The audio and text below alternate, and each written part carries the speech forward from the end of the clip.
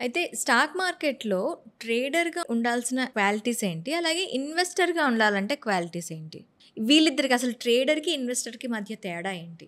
So, ఇప్పుడు investor అంటే మీకు ఒక ఇన్‌కమ్ అనేది జనరేట్ అవుతూ ఉంటుంది. సో, ఆ ఇన్‌కమ్ జనరేట్ అయిన దాంట్లో మీరు కొంత సేవింగ్స్ చేసుకోవాలనుకుంటున్నారు.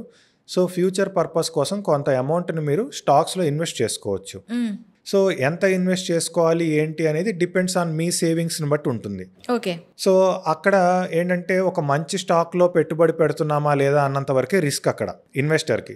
ఇంకా దాని తర్వాత నేను ప్రతిరోజు నా స్టాక్ ఎంత పెరిగింది ఏంటి ఇవన్నీ చూసుకోవాల్సిన అవసరం లేదు. ఓకే. ఎందుకంటే మీకు ఒక ఫిక్స్డ్ టైమ్ ఫ్రేమ్ ఉంటుంది.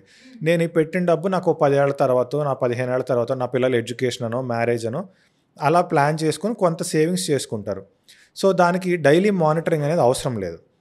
ఇన్వెస్టర్ పాయింట్ ఆఫ్ వ్యూలో రిస్క్ ఎక్కడ ఉంటుంది అంటే జస్ట్ ఒక మంచి కంపెనీ సెలెక్ట్ చేసుకున్నాడా లేదా అన్న దగ్గరే రిస్క్ అనమాట.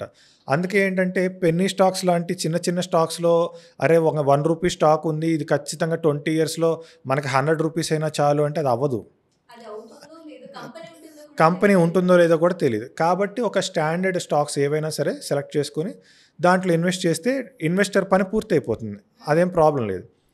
కానీ ట్రేడర్‌గా మారాలి అనుకుంటే ఏంటంటే ఖచ్చితంగా లాట్ ఆఫ్ అవేర్‌నెస్ ఉండాలి. ఓకే.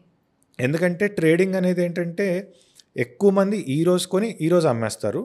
కొద్దిగా తక్కువ మంది ఏంటంటే ఒక 1 వీక్, 1 మంత్ కూడా హోల్డ్ చేస్తారు.